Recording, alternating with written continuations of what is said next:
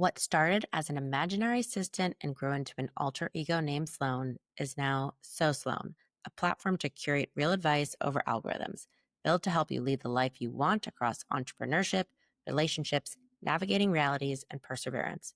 The right advice doesn't get you back on track, it leads you to the best path because everyone needs a friend who is just Sloane. Hi, everyone. We were so excited to have Allyse Cirillo on the Sloane podcast. So, Allyse, it's so great to connect, and we're excited to hear your story. Hi, thank you so much for having me. It's a pleasure to be here. Well, Allyse, I know we had a moment to chat prior, and a lot of this podcast is focused on pivots, resiliency, perseverance, and entrepreneurship, all of which essentially go together. So, tell us a little bit about yourself. How did you start your business? Where did it all begin? Was this something that 5-year-old Allyse was thinking about, or is it only a few years ago that this came to mind and something you wanted to pursue? Yeah, so I'm the founder and CEO of St. Joe, and St. Joe is a wellness lifestyle brand really rooted in the clean skincare daily rituals that support both, skin within and skin on the outside, right? So I come from a product development background in the fashion industry. So, the last 15 years, I was building corporate companies, some amazing companies that really helped me along my journey during the last 5 years or 5 to 3 years, I really felt something needed to change, right? I felt something in my soul. I was so passionate about what I was doing, but I was still feeling so burnt out. So at that time, I knew something wasn't right. I wasn't feeling like myself. And at that time, I had decided to go on my own health and wellness journey. I thought, a career can't be fulfilled unless I'm fulfilled within myself. So I actually started my weight loss journey about 3 years ago and I lost 80 pounds. And during that time, I was also partnering with a naturopathic doctor and I was helping her create her brand.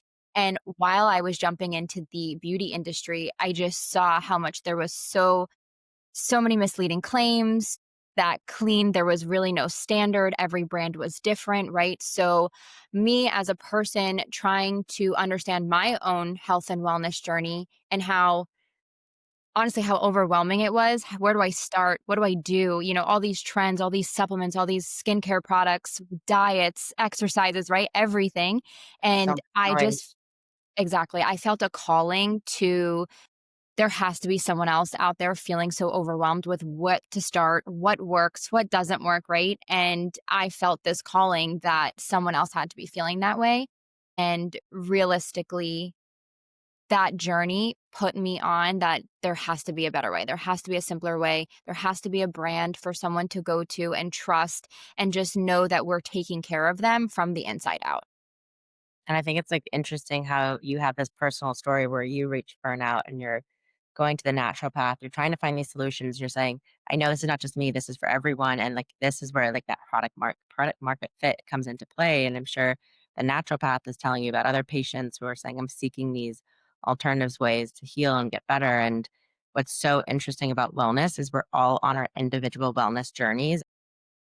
I always joke you could sit there and someone could say, "Oh, have cantaloupe. It's so hydrating. I love it." Someone might say, "I'm allergic to cantaloupe," right? And so, how do you make it so customized and personalized and at the same time, like with these products and bringing your first product to market and who's what that hero product is going to be is so interesting. So, with that said, when you started your brand, what was your first product? How did you think of it? Why did you choose it to be that first initial piece that you're going to bring to the market?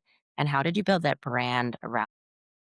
So that's a great question because when I was thinking about that, I kept coming back to there isn't just one miracle product, right? I can't just build this one product, size fits all for everyone. So at the end of the day, I kept thinking, what do I need?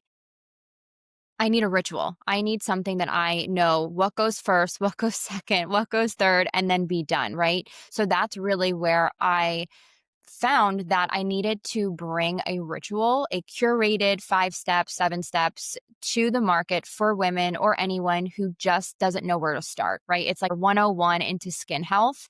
And that's really where I found that I needed it, someone else had to need it. So we created we created 5 steps for skin and then 2 steps for within, so supplements, and really giving you that full step forward into your skin health journey. Of course, going through the time of my own, weight loss transformation, it was so important what I was putting on my body, just as important as what I was putting in my body. So that really was correlating. I kept finding I'm doing all of these harsh medical grade products, I'm doing all of these lasers, Botox, all of these things. And I still, one, I wasn't feeling like myself. Two, I wasn't looking like myself. And I just kept going back. There's got to be something better. Right. So that was the true path for St. Joe. And then the surrounding branding about it, right, was this compromise. This industry right now, the products that are available to us is almost a compromise. You either want clean skincare and it might not be effective. You either want effective skincare, it might not be clean. Or you might want beautiful high-end packaging and experience, but it's not going to be either, right? So that was really what pulled together this branding and really making it that one-stop shop for women to feel one, the products speak to her, they're beautiful, they can travel with her, right? They're beautiful on any counter, but they're also the nutrients inside of it are things that our body can actually and our skin can actually recognize. So it was so important to make sure that we start feeding our skin what our skin can recognize and grow with, right? So that was really where we had to round out the full experience. So if you could describe your brand as a person or like it's a persona of your brand, who are they? Like what type of friend are they? What are they at a party versus at a workout class versus on a vacation?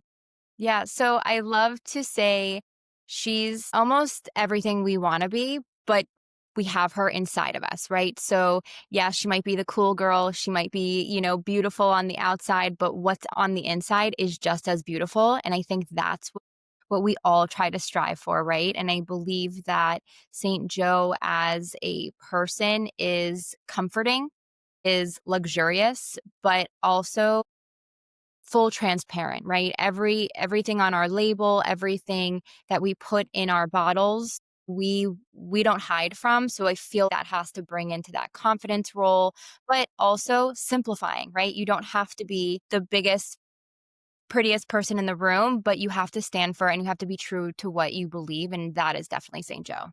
I love that. You could feel as confident on the outside, but if you don't have that confidence on the inside, it shows. It's very transparent, and I think it's also you have to have this symbiotic relationship with ourselves too. It's gonna say, "Oh, our makeup's looking great. Our hair is hairing, our skin is skinning," like you're saying. But if you're not feeling good on the inside, then it's gonna show on the outside too. And also looking at skin, I think a lot of people now are also seeing it is your largest organ. It's there to protect you, so you need to protect it, and you need to bring the health benefits back to it. And so I think it's really interesting that you're going into the wellness space outside inside and saying there is still white space and I need to bring these products to market. So something that a lot of times we talk about in these conversations is that there have always been doubters. There's people saying, my friend already used that moisturizer, or my friend already has that supplement, or my friend already goes and gets this service there at this med spa, or whatever it may be. And they'll deny and say, there's no room, like it's already been done. And I think of some of the best products that have ever come to market. We're not the first product in that category. They made it better. They either brought a different value, they simplified the process, or they brought like a higher quality when people were like, one, did people say that to you? And like, how did you kind of put on like horse blinders to block out that noise and say, I'm going to pursue this project, even if X, Y, and Z people don't believe in me or don't think it's going to be a good fit? Absolutely. I to say I probably shocked a few people, even in my family, when I launched St. Joe. I kept it very internal and I kept it very close to me. I moved almost in silence just because that noise was everywhere. Even some of my best mentors who are still my mentors today, they, were cautioning me. It's very saturated, right? Why are you going to be different? What do you have that they don't have? And I used all of that as momentum and motivation to one, be able to answer those questions, right? And of course, challenge myself to make sure we really did find the white space and we really can bring a unique product or a unique solution to the market and to, someone's self care ritual. So that definitely was part of the motivation. And I think now looking back, I didn't have to be so silent. I didn't have to take on all of this on my own. I think it's what I needed at the time to really, one, prove to myself, right? Get myself out of the slump that I was feeling, and really just make sure I knew the path, I knew the clarity that I was going to be on, and I built that so that I could trust that process.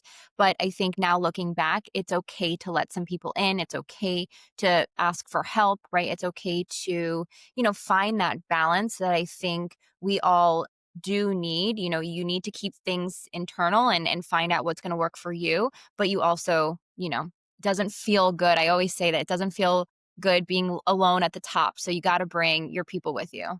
Mhm.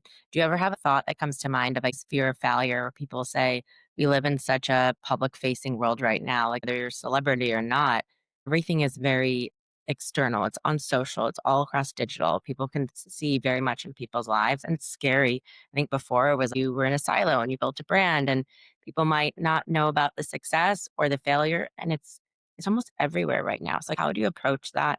Like, do you have that fear in your mind and how do you combat it? And what is your advice for other people who might not be able to start what they want to do yet because they're so afraid of failure? I I think everyone has that fear, right? Everyone has that fear of, do you deserve this, right? Or what do they have that I don't have? Your social media is only giving us such a glimpse of Mhm. someone's life. They're not really giving us the full picture, right? So one, I'm trying to navigate that as a founder, a startup, and just a person of, how do I share all of it, right? And how do I, one, keep some of it personal to me and behind the scenes, but how do I help show the right things and the truth in each segment of it, each pillar, so that, one, I can show the journey, the real challenges and wins, but also maybe help encourage someone who is feeling the way I was feeling or has an idea and needs to bring it to life, right? So I do think we just have to find what works, stay true to ourselves, right? And continue putting out good into the world and good into the brand and then the consumer who's going to purchase and trust your brand, making them the forefront of every decision, that kind of helps navigate that social media. What do we do? What do we not do? So I always try to bring it back to, who do I want using these products? And with that said, in terms of marketing, how did you get the word out? How did you find your customers? How did you build this brand? And are you connecting with retailers? You're going direct to consumer. Like, what is this evolution of product development into bringing it directly to the consumer? It's So tricky, right? I'm in the beginning stages of it, right? So I'm definitely, one, looking for advice when I talk through, okay, what's our strategy? I have amazing people on my team who have really sat and built that strategy out with me, right? And of course we know, okay, where's the market? Where where are we going to capture the people who need these products the most, right? And start with that journey first. Of course we want to do everything, but you've got to start somewhere. You got to walk a little bit before you run. I like to say I'm fast walking, right? So definitely, getting the word out. We did all organic social for the first 2 months. Now we're going into all of our paid media and really bridging that gap between influencers and affiliates, right? Getting that program up and running. And of course, I have many hands that we can for people to start trying the products. And then if we are working on our retail strategy to get us into stores, just so that we can be in the places where we know the consumers need us the most. So that's really the strategy. How can we bring this to market, bring this to people's homes and make it convenient, right? That was the whole purpose of the ritual. So how else can we make it convenient? What does that mean to them? So that's, for sure the strategy. Hope, in 2026 you will definitely see us on stores. Exciting, so exciting.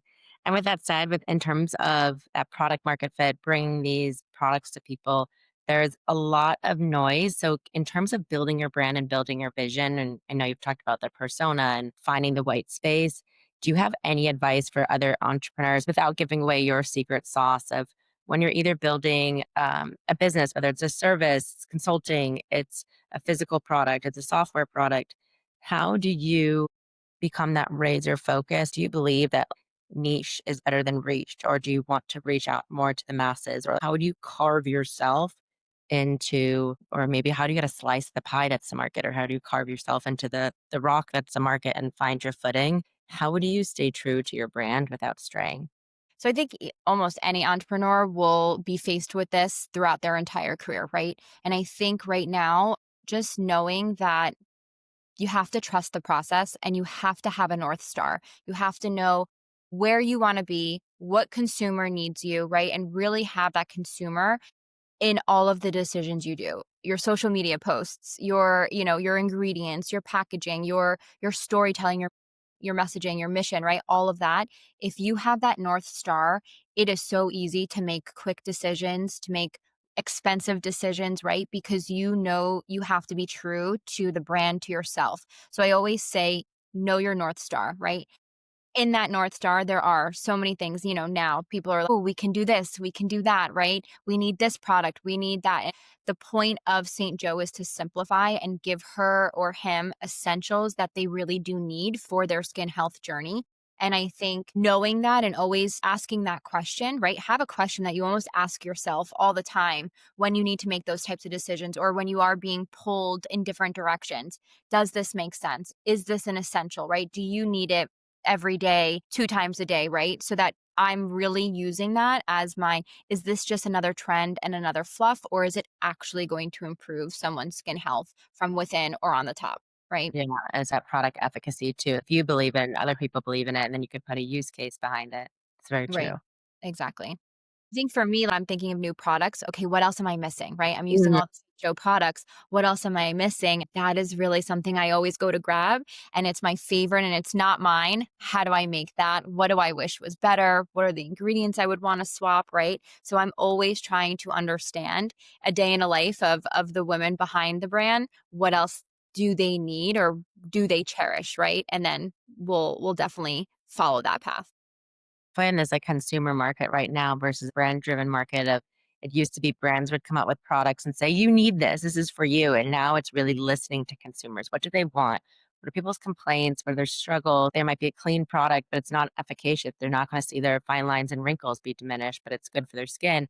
Or maybe they are seeing their fine lines and wrinkles diminished over time, but it's really toxic to their skin. And so I think it's really understanding the evolution of the consumer, what they want. And so it's really interesting how you're approaching that and saying, okay, I see what I need. I'm talking with my consumers. I'm seeing this. There's so much more to come. And I really look at wellness, and I think we're just at the beginning of what is about to explode. And it's really about glowing from within. You'll glow on the outside. And just simplifying, right? Just knowing you're going to, it doesn't have to be so complicated. I mean, really, what's out there right now, you're purchasing all these products, they're most likely canceling each other out because they weren't built to be with each other, to be It is. used with each other, I think right? that's going to be the biggest trend of summer, personally. And I joke, it's a little anecdotal story on that subject. I've worked in beauty and skincare, all the things, probably for about 15 years now, and I pride myself on, I don't have perfect skin because I struggle with a lot of skin issues, but I could talk skincare. And I was with an esthetician uh, about 6 months ago, and she's like, "Show me, tell me your skincare routine." I brought in all the products. And she says, "You look like 20 different people brought in all these different products. I'm not using 20 different regimens." She's like, "Well, you're basically using from this brand, and this one might have mandelic acid, and this one has azelaic acid." I can never say that word. And then you're just like throwing acid on your skin, girl. And then someone's telling you, "Oh, go out in the sun. It's going to feel better and get your vitamin D." And then that acid is reacting with the sun. And I just sat there, and skincare is actually really complicated chemistry class. And wow, I just failed. And so that's a really interesting point of what you're saying is the regimens are so vital because these ingredients can either interact poorly. It's kind of like medicine, right? It's like the reason at the doctor they say, "What are you eating and what medicines are you taking?" Because they can interact with each other in a negative way. Sephora really changed the game. Ulta's, jumping in there too. Direct to consumer really threw this curveball, and now everyone's using this moisturizer and that toner and that serum and this eye cream. And yeah, you're right. It It's is. It's a ritual. overwhelming. And it's expensive. It's overwhelming. And It is. honestly, it's the reason that we do need all of these expensive treatments, right? It's why is Botox and lasers at the forefront of all of the estheticians, right? It's because we are ruining our skin barrier, we're ruining our skin health with all of these types of products. So ultimately we need those treatments, right? We need something.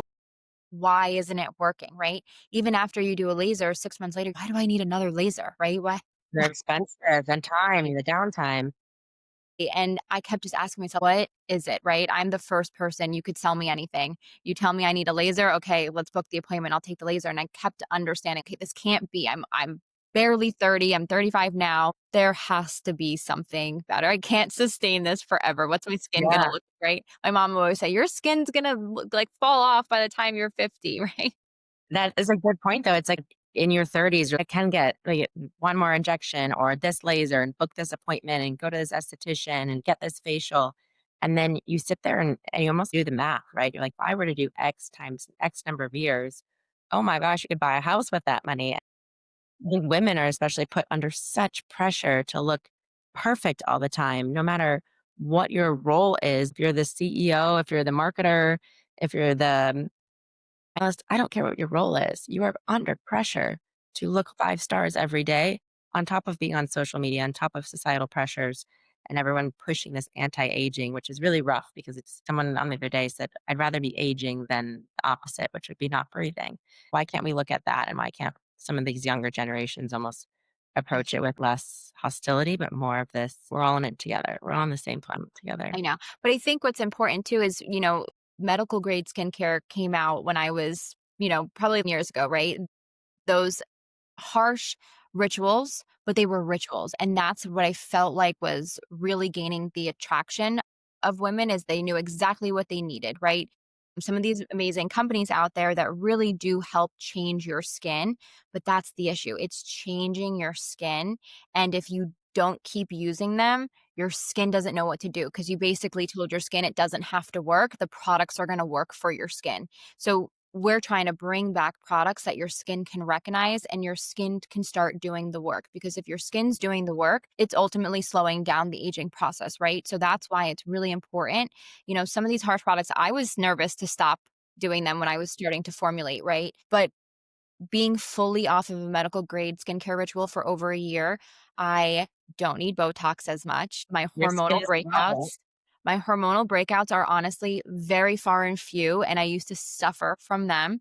And my pores, my blackheads, just everything completely changed. I haven't had a laser this year. There was just so much skin health that I didn't really know was possible from moving to a plant-based skincare, routine, ritual than that medical grade that I was spending so much money on. And it was beautiful. My skin looked great. But as soon as I stopped, something was happening. I was getting flaky, dry. My hyperpigmentation was becoming super bad.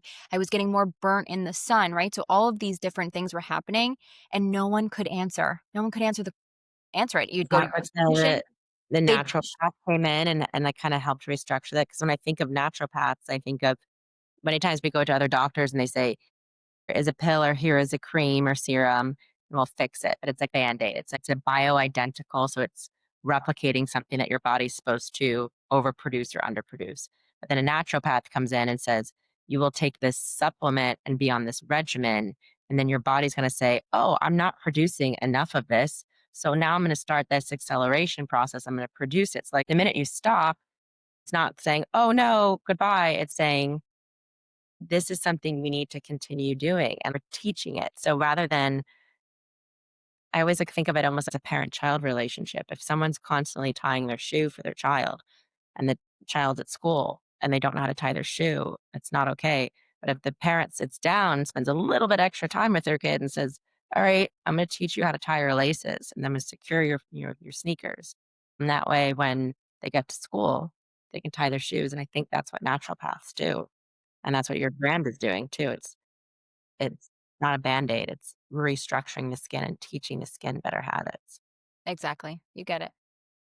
Amazing, I love this. Well, we only have a few more questions, but one of them is going to focus on, I know when we chatted earlier, I was talking about burnout, and then you're in this corporate world, you're working in fashion, you're doing product development, and you felt burnout. People can take burnout a couple different ways. People can say, "I'm gonna burn out. I'm gonna resent what I did for 2 years, 5 years, 20 years." They can say, "I'm going to be burned out. I'm just gonna give up. I'm gonna walk away. I'm gonna throw in the towel. I'm gonna wave the flag." And then a small portion of people say, I reached a point of burnout. I could either go that resentment route or I could say, what did I learn from this? And how I'm going to leverage this into something new, whether it's in a new industry, maybe if you take a 5 minute pause or a 5 year pause, that doesn't matter. But it's what are you doing next? So when I think of your story and you reach that point of burnout and then you go and build a brand, some people might say that's crazy. If you're feeling that burnout, you're going to go build something new because you're going to reach burnout again. However, what is your take on that? How did you say, even though I'm burned, I feel it. There's something else that's driving me, so I don't sit in that resentment, but I persevere. Mhm. So I think at first, I didn't even recognize the burnout, right? For a while, was not recognizing it because I was doing so well in my career. I was, you know, designing and producing products that were selling 25 million units a year, right? So really doing such an amazing job. I had a beautiful team, right? I was making great money, great. But every time I kept looking in the mirror or I kept sitting, on the couch at night to try to, you know, digress from the day, I just felt like I wasn't living my life and I didn't know why I was feeling that, right? And then I kept looking in the mirror and I kept seeing, this weight gain that I was doing. Something can't be right if I'm letting go of myself, right? I was giving almost everything to this company, but I wasn't keeping any of it for myself. And I just knew that there had to be more. So at one point when I woke up and I didn't recognize myself, right? I had just gotten married. I'm supposed to be in this amazing point in my life. And I felt like I was living something that I wasn't supposed to be. It was someone else's life. And that was when I knew I had to make a change. So even though that is what I felt was my burnout, right? I was letting go of myself, but I still had so much passion. I still had so much more to give. I was only 33 at the time. I knew that inside of me, I love leadership. I love building products. I love bringing solutions to women and to people. So that was all still in me. It was just I needed to find out what was going on within myself. And as I was going on that journey and I was finding my health and my wellness routines and I was finding what I needed that I couldn't find, that's really where that light popped up and it said, okay, I'm finally working on myself, but now I'm, missing things that I need in life. I need to create that. And that's totally where that passion was in it. There was a few people along the way that kept telling me, you got to do this on your own. You got to do this. There's so many great ideas here. We believe in you. Start your company. And I think that was really the stepping stone for me. And St. Joe is actually a personal name for me. So Josephine. Yes, tell us about St. Joe. What's the origin Yes. of your name? Joe comes from the name Josephine, which is my middle name and both of my grandmother's names. So there is a lot of women power behind that name. And at the time, one of my grandmothers had passed away. And I feel, she is my angel that's kind of pushing me and telling me, you've got to get on your path. You've got to build this brand, right? So it just ultimately, the name just really just fell right into place and it really just felt there's so much love and power and women power behind this brand. And I know that I've got, my angels with me pushing me along. So it's important that when you're feeling something, right, not right, listen to it. Figure out what it is. Might not be just in career, might not just be in health and wellness, right? Figure out what it is and work towards that. And so when you hear all this advice around you, and sometimes advice can kind of counteract one another or cannibalize itself, how do you pick and choose what advice you listen to and why? Is it the person? Is it the type of advice? Is it a gut instinct? I always go back to my gut.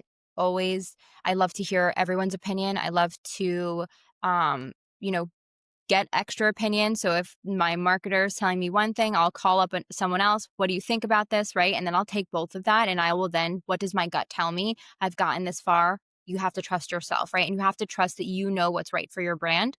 We also need to trust that not everyone is out to give you wrong information, right? There are a lot of people that do want to see you succeed. So you do need to be able to learn how to trust others. I think that's actually really hard too for entrepreneurs. So always go back to your gut, always go back to your North Star, your consumer, what is best for them, and then you'll know how to make that right decision. So you have two final questions. One's fun and one's more reflective.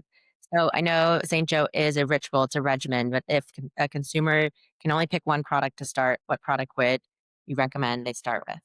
Okay. So I would say 2 products. Okay. So one would be for the long-term benefits, our step 2, which is our defend. That's really going to help repair and restore your skin barrier. And then, of course, it's going to give you that anti-aging benefits in there. So you're really going to see the benefits long term from using that type of serum. And then my second product is for that instant gratification. Our step 4, which is our Nourish, and that is the ultimate glow hydrator that immediately after the first use, you're going to notice a transformation on your skin. So you're going to see your skin glowing, you're going to see it plumped, you're going to see that really great hydration from one single use. So I can't pick and choose, but those would be the 2 products I would start with. One for long-term benefits, 2 for instant gratification. Love it.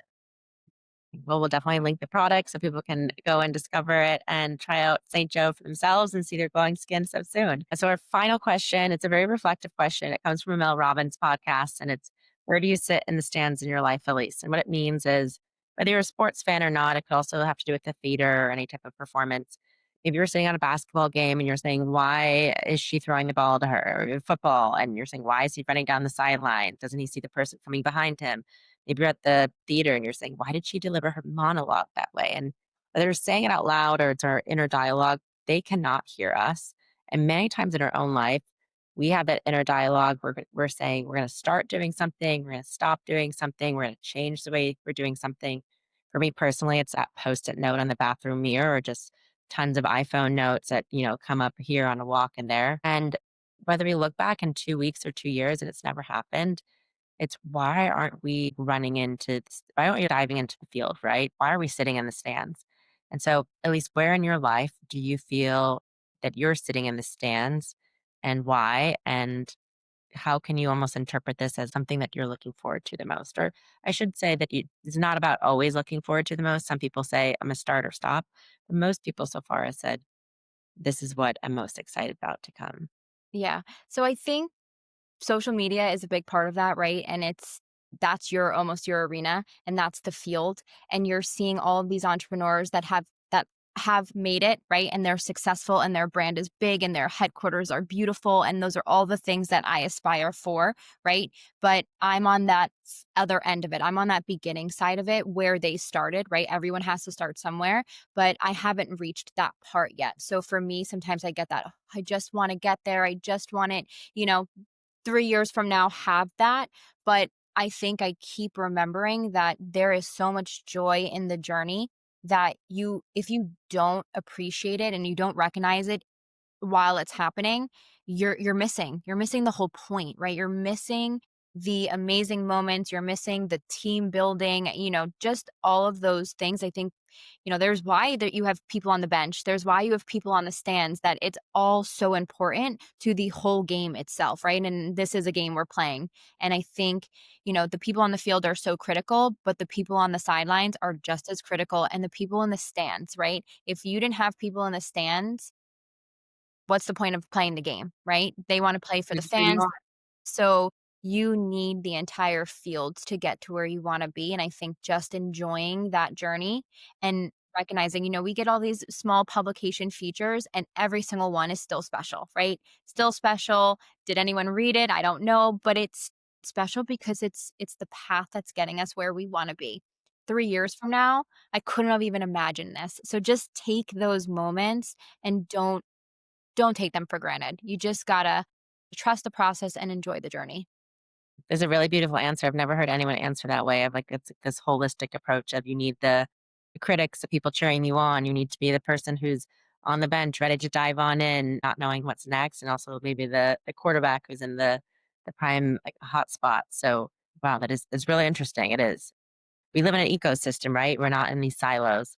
And every single person you meet, right, is pivotal. It's not a coincidence. It's all part of the journey. So you got to enjoy it. It's a full journey indeed. Everything is working towards together and to something. That's very true.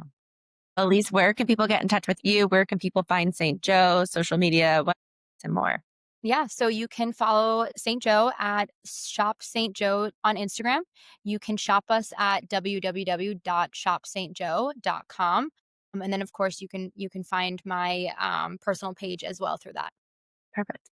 Elise, thank you so much for sharing your story about building St. Joe and incredible advice on the So Sloan podcast. We're so excited to see what's next, and we look forward to seeing the incredible growth. So, thank you so much for taking your time to share your story today.